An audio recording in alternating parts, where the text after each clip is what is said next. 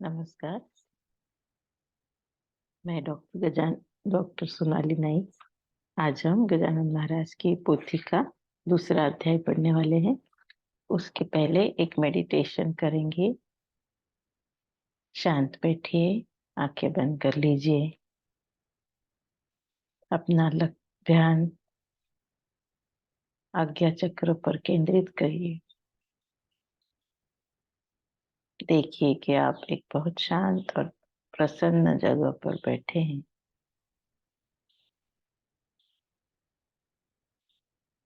समंदर का किनारा है। लहरों की मधुर आवाज आपके कानों पर गूंज रही है।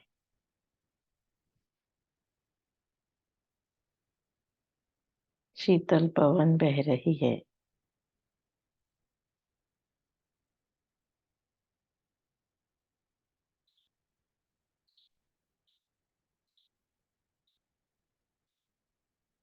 आप बहुत प्रसन्न हो, शांत हो, प्रभु श्री राम का ध्यान कर रहे हो।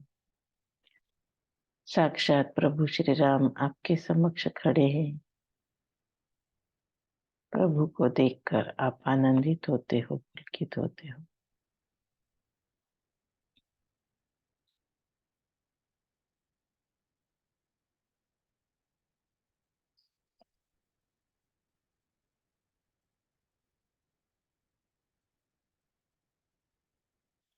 नतमस्तक होते हो। प्रभु ने आपको आशीर्वाद दिया है कि आप शारीरिक रूप से संपूर्ण स्वस्थ हो, मानसिक रूप से संपूर्ण सुदृढ़ हो, दैहिक रूप से संपूर्ण सफल, सामाजिक रूप से संपूर्ण कार्यरत हो।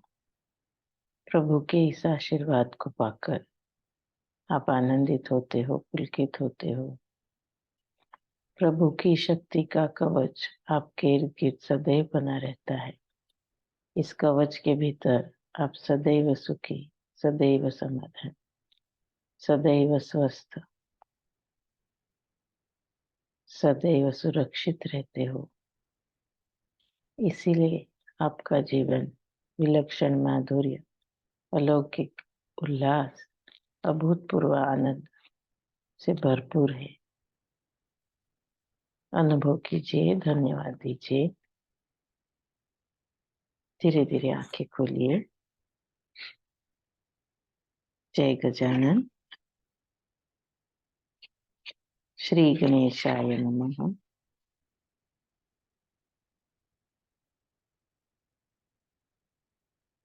जय जय अज अजीत सर्वेश्वर, चंद्रभागा तट के ईश्वर, दीन बंधु पाहि मां।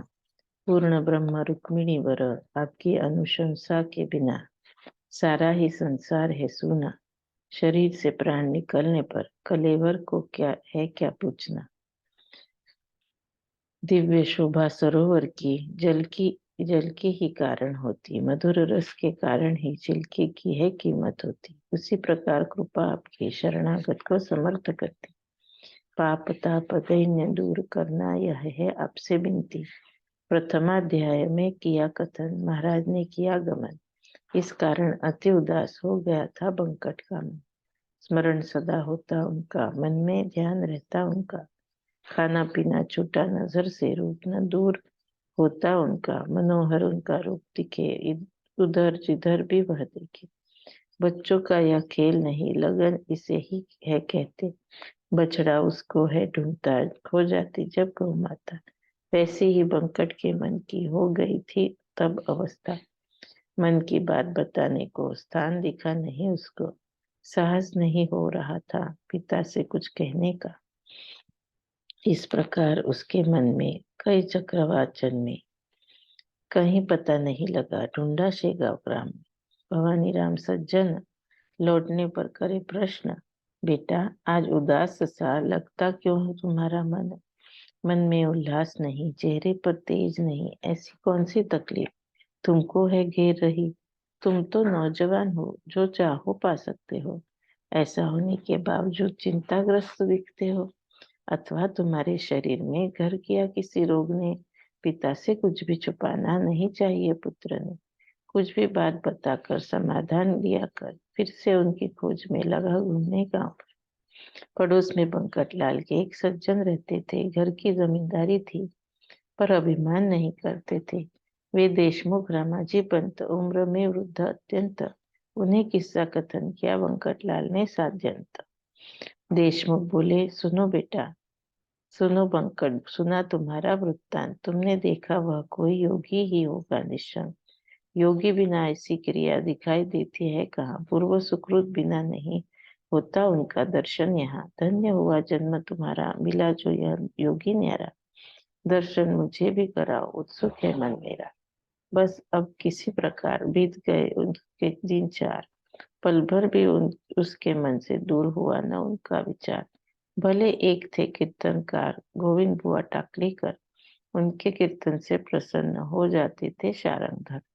वराड़ प्रांत भर फैली थी कीर्ति इन गोविंद बुआ की। घूमते फिरते से गाँव आए, मन में थी इच्छा कीर्तन की। कीर्तन रखा शिव मंदिर में, तैयारी की मिलकर सबने। नर नारी दौड़ दौड़ कर आए वहां कीर्तन सुनने। पंकज भी वहां जा पहुंचा, कीर्तन सुनने की थी इच्छा। रास्ते में एक दर्जी मिला, पीताम्बर नाम था जिसका। बोला था दर्जी पीताम्बर, भाविक उसके थे विचार। बंकट ने उसको बताया महाराज का समाचार। दोनों कीर्तन में गए, सहसा स्वामी दिखाई दिए। भीड़ में पीछे की तरफ परसी पर थे बैठे हुए। फिर काहे का कीर्तन भजन, दौड़ पड़े हुए दोनों सज्जन। जिस प्रकार द्रव्य का घट देख कर ललचाए कृपण, अथवा चातक को स्वातिगन, व मयूर को मेघ का दर्शन, व चकोर को प्रसन्न कर देता है रोहिणी रमन। वैसे दोनों अधीर हुए, थोड़ी दूर पर खड़े हुए। खाने को कुछ लाए क्या, विनय से पूछते हुए। महाराज ने दिया उत्तर, तुम्हें जरूरत हो अगर बेसन भाकरी ले आओ जाकर मालन के घर। बंकटलाल शीघ्र गया, भाकरी बेसन ले आया और महाराज के हाथ में भोजन ही तो रख दिया। खाते हुए भाकरी बेसन पीताम्बर से किया भाषण, नाले पर जाकर तुम तुम्बा भर कर लाना जीवन। पीताम्बर बोला, योगी वर नाले में थोड़ा सा है जल, तुम्बा डूबने जितना भी गहरा नहीं है कहीं पर तल, और ऊपर से वह जल दूषित करते हैं जानवर, अतः अपने पीने के नहीं लायक है रत्ती भर। मर्जी हो तो अन्य स्थल से लाता हूँ जल तुम्बा भर में, दूसरा पानी नहीं चाहिए। उत्तर दिया महाराज ने, नाले से ही लाओ तुम जल, अंदर तुम्बे को डुबो कर। व्यर्थ अंजलि से भरना नहीं है तुम्बे के अंदर। तुम्बा लेकर पीताम्बर तत्काल गया नाले पर, वहां उसे दिखा नहीं तुम्बा डूबने जितना जल, तलवे भीगने जितना ही। जल्दी कार ही महाराज की आज्ञा थी, हाथ में पानी भरना नहीं, हाथ से पानी भरना नहीं। पीताम्बर चिंतित हुआ, इधर खाई उधर कुआ। हिम्मत जुटाकर अंत में तुम्बे से उस जल को छुआ। ऐसा चमत्कार हुआ, तुम्बा रखा जहां जहां, पूरा डूबता पानी में गड्ढा पड़कर वहां वहां। नाले का मटमैला वह जल तुम्बे में हो गया था निर्मल। स्फटिक समान देख जीवन चकित पीताम्बर का था मन। वह बोला, आज स्थिति विलक्षण मैंने देखी, संशय मन में नहीं रहा, योगेश्वर की है यह शक्ति। तुम्बा रखा लाकर उसने महाराज के पास में, भोजन के बाद उसका जल प्राशन किया महाराज ने। बंकटलाल को सुपारी मांगने लगे साक्षात्कारी, मालन की भाकरी से ही सेवा करता है क्या मेरी? निकाल सुपारी जेब से, फोड़ कर दे मुझसे झट से।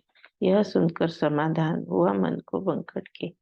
सुपारी के साथ में 2 पैसे भी हाथ में, व्याघ्राम्बरी दुदंडी तांबे के रखे बंकटलाल ने। खड़कू दुदंडी व्याघ्राम्बरी यवनी थे सिक्के सारी। वराड़ प्रांत में इन्हीं से चलती थी व्यवस्था सारी। उन पैसों को देखकर बोले महाराज हंसकर, सिक्के दे रहा है मुझे तू, क्या व्यापारी समझकर? पैसा तुम्हारे है काम का, लोभ नहीं है मुझको इसका। संतुष्ट करता है मुझको भाव और भक्ति का सिक्का। वही था तेरे पास में, अतः तुझे फिर से मिला मैं। मर्म समझ में आ जाएगा, थोड़ा सोच लेना मन में। तुम दोनों अब कीर्तन जाकर कर लेना श्रवण। नीम के पास बैठकर मैं भी कथा लेता सुन। दोनों कीर्तन में पहुंचे महाराज पास, नीम के बैठे। गोविंद बुआ ने शुरू किए श्लोक गाना निरूपण के। निरूपण में भागवत का श्लोक 11 स्कंध का हंस गीता में से लेकर स्पष्टीकरण शुरू किया था। पूर्वार्ध बुआ ने बताया, उत्तरार्ध समर्थ ने गाया। सुन गोविंद बुआ का मन अचंभित सा हो गया। उत्तरार्ध गाने वाला होगा अधिकारी महात्मा, उसे जाकर मंदिर में कीर्तन के लिए ले आना। पंकजलाल पीताम्बर और अन्य भाविक नर समर्थ को कीर्तन में लाने पहुंचे। वहां पर अति नम्र स्वरों में विनती की सब लोगों ने अपने स्थान से, पर हलचल की नहीं महाराज ने। गोविंद बुआ आए, अंत में दोनों हाथ दोनों जोड़े उन्हें बोले, कृपया एक बार चलिए शिव जी के मंदिर में। उचित नहीं बैठना बाहर, आप तो साक्षात है शंकर। ईश्वर के बिना शून्य सा लगता है मंदिर के अंदर। पूर्व जन्म में पुण्य किया वही आज काम आया, तभी तो इन शिव चरणों के दर्शन में कर पाया। कीर्तन के फल की आज मुझे हुई प्राप्ति। मंदिर में मेरे साथ शीघ्र चलिए गुरुमूर्ति। गोविंद बुआ के वचन सुनकर समर्थ ने दिया उत्तर, गोविंदा, एक वाक्यता रखना भाषण के अंदर। तूने अभी कथन किया ईश्वर ने सब व्याप लिया, अंदर बाहर भेद नहीं, फिर अंदर आने हट क्यों किया? कुछ भी तुझे हो समझाना, स्वयं उसका पालन करना। साधक ने कभी भी शब्द छल नहीं करना। भागवत का श्लोक कहता और विपरीत आचरण करता। कीर्तनकार को यह प्रकार कभी भी नहीं शोभा देता। केवल उदर भरण हेतु हरि के नहीं गुण गाना तू। यहाँ से मैं सुनता हूँ, जा कीर्तन समाप्त करना तू। बुआ लौटे कीर्तन में लगे सबको समझाने। शेवगांव के अमोल रत्न ये संभाल कर रखना इन्हें। यह नहीं शेगांव रहा, पंढरपुर ही बन गया। चलते बोलते पांडुरंग को हमने अपने बीच पाया। उनकी व्यवस्था रखना, सेवा चाकरी भी करना, वेद वाक्य समान इनकी आज्ञा का पालन कर भी करना। ये तो है दया निधान, सभी का करेंगे कल्याण। सहेज संभाल कर रखना इन्हें, अमूल रत्न जान। कीर्तन संपन्न हुआ, हर कोई अपने घर गया। मन में हर्ष लेकर पंकजलाल भी घर लौटा। आदरणीय पिता को सारा वृत्तांत कथन कर डाला। पिताजी, अपने घर पर महाराज को अवश्य लाना। पुत्र ने जो कथन किया भवानी राम ने सुन लिया और उन्हें ले आने को प्रेम पूर्वक कह दिया। पिता से मिली अनुमति, बंकट हर्षित हुआ आती। बोला, घर ले आने को अब मिलेंगे कब सदगुरु मूर्ति। बाद में माणिक चौक में बंकट को महाराज ने स्वयं ही दर्शन दिया। अस्तमान के काल में दिनपति अस्त हुआ, बोध सूर्य उदित हुआ।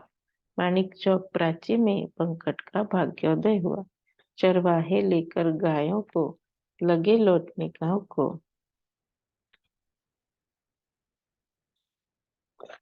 सब गायों ने घेर लिया श्री गजानन महाराज को। सोचे गोकुल से गोप सखा उनसे मिलने आ पहुंचा।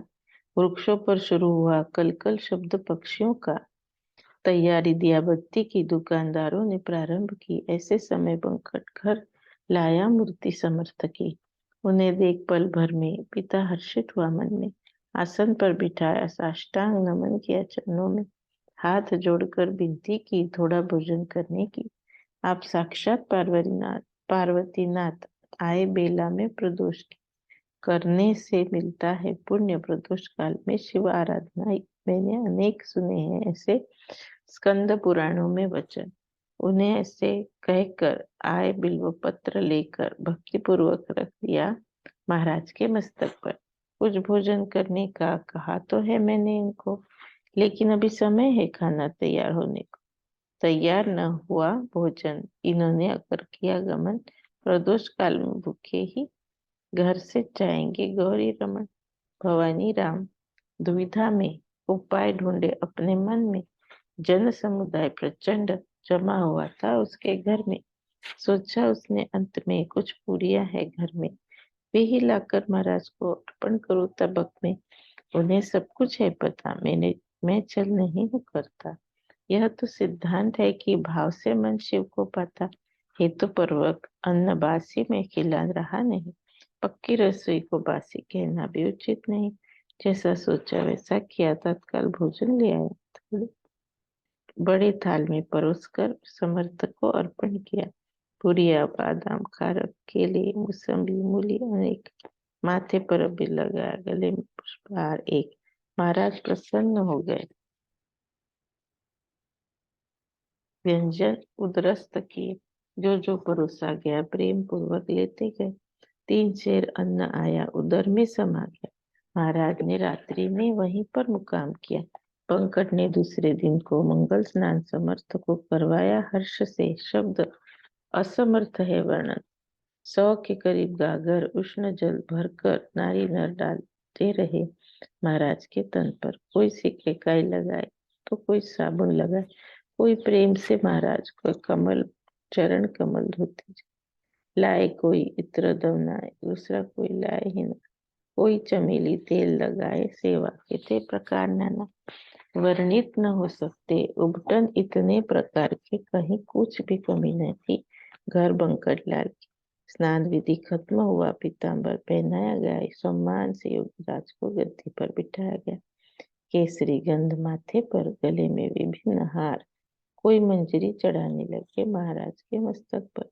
नैवेद्य नाना प्रकार के आगे रखे, महाराज के भाग्य का उदय हुआ। घर घर पर बंकटलाल, सदन बंकटलाल का बन गया था द्वारिका। उस दिन सोमवार था, दिन था शंकर जी का। जितने भी लोग आए सबने मनोरथ पूर्ण किए, पर इच्छाराम सेठ जी उनमें पीछे रहे। चचेरे भाई बंकट के अति भाविक थे मन के। उन्होंने ऐसा सोचा क्योंकि भक्त थे वे शंकर के। सोमवार का दिन है आज, और मेरा भी है उपवास। चलते बोलते शिव शंकर घर पधारे है अनायास। अस्तमान को पूजन, उनका यथाविधि अर्चन और पारणा करने को चाहता था उसका मन। पश्चिम में चला गया, सूर्य अस्त हो गया। प्रदोष काल के समय इच्छाराम ने स्नान किया, पूजा सामग्री ले आया, श्रद्धा से मन भर गया। प्रेम पूर्वक श्री गजानन महाराज का पूजन किया, मनोगत प्रकट किया, दोपहर को भोजन किया। फिर भी आपने इस समय थोड़ा कुछ अगर न खाया तो फिर आपके बिना मुझे भी अन्न नहीं मिला। लेना, सोमवार का व्रत है मेरा, मेरी इच्छा पूर्ण करना। सबके मनोरथ पूर्ण किए, बस मेरी रह गए। जब आप अब आपको मुझ पर अनुग्रह करना चाहिए। भीड़ भक्तों की अपार देख रही थी यह प्रकार। इच्छाराम नैवेद्य भर लेकर आया, एक थाल सुवासित चावल का बना हुआ भात था। महाराज के भोजन का बहुत ठाट बाट था। जलेबी, राघवदास, मोतीचूर, गुजिये, अपूप, घेवर, वर्णन हो न सके इतने सब्जियों के थे प्रकार। कई चटनियां, कचूमर और दही कटोरा भर। थाली में बाएं हाथ में घी भी था कटोरी भर। 4 मनुष्यों का अन्न, ऐसा नैवेद्य परिपूर्ण। इच्छाराम ने लाकर रखा, देखकर सारे ही जन। महाराज ने स्वयं से कहा, जब इतना नैवेद्य देखा, खाता हूँ अहरनिष्ठ करता है गणप्या। भक्षण कर इस अन्न को, अपमानित न करना इसको। अरे लालची, ये सारे जन देखे तेरी लालच को। भोजन करने बैठ गए, व्यंजन सारे खत्म किए, नमक और नींबू तक उदरस्त कर गए। आग्रह के परिणत समझाना चाहे आग्रह की परिणति समझाना चाहे गुरुमूर्ति, वही बताने के लिए लीला दिखाई गजबती। अन्न पूरा आया बाहर, उल्टी हुई जोरदार। श्री रामदास ने ऐसा ही प्रकार किया था एक बार। वासना खीर पीने की उनके मन में पूजी थी। संयम करने हेतु तो उन्होंने अखंड खीर पी ली थी, उसकी ही उल्टी कर दी, वही पुनः भक्षण की। वासना को जीतने हेतु तो उन्होंने भी लीला की, वैसे ही लोकाग्रह को नियंत्रित करने को बल होते हुए भी उल्टी का प्रकार दिखा सको। सत्पुरुष का आचरण अगली पीढ़ी को मार्गदर्शन करता है। निसर्ग के धर्म का करने संरक्षण, वही महाराज ने किया, सारे लोगों को सुझाया। आग्रह बुरा होता, उसका कैसा विपरीत फल पाए। अस्तु, उल्टी होने पर सच या फिर परिसर। महाराज को पूर्व बिठाया, स्नान करा। स्वामी की वृत्ति आनंदमयी। दर्शन को आए लोग कई, वहां भजन करने हेतु 2 डिंडिया पहुंच गई। आवाज इनकी सुस्वर, पहाड़ी और मनोहर। प्रेम पूर्वक करने लगे विठ्ठल का नाम गजर। और महाराज इधर बैठे बैठे आसन पर गण गण गणात भूते यह भजन कर रहे सुस्वर। सदा यही भजन करते, चुटकियां बजाते रहते। पूरी रात्रि वहां भक्त आनंदित हो रहे थे। गण गण ऐसा भजन सदैव करते, इस कारण लोगों ने दिया अभिधान उनको श्री गजानन। जो ब्रह्म है स्वयं ही, उन्हें क्या रूप क्या नाम भी, प्रकृति को ही जरूरी होता, रहती नाम रूप उपाधि। अस्थि भांति प्रिया, इनमें स्वामी रहते लिप्त मन में। उपमा वे ही उपमान, वे ही सुख समाये न शब्दों में। आषाढ़ में पंढरपुर वासी हस्त में गोदाते, अथवा कुंभ मेले में जैसा होता हरिद्वार, वैसा उमड़ा शक्ति भाव भक्ति भाव ओतप्रोत हुआ शेगा। गुरु दूर से असंख्य ही लोगों का हुआ जमा। स्वामी समर्थ गजानन, स्वामी समर्थ गजानन साक्षात विठ्ठल नारायण, निश्चय की ईट पर रखे अपने दोनों चरण। आनंद हुआ हरिद्वार उनके वचन गोदा तीर, शगाव में भीड़ बड़ी पंकज सदन बना मंदिर। जिसे ब्रह्म पद हो मिला, उसे जात का क्या झमेला। सूर्य प्रकाश को जग एक सा, उसे कुछ भी नहीं निराला। नित्य नई यात्रा आए, समराधना चलती जाए, उसे वर्णन करने में शेष भी निश्चित थक जाए। उसके आगे में क्या मेरा ज्ञान, मैं तो हूँ कीटक समान।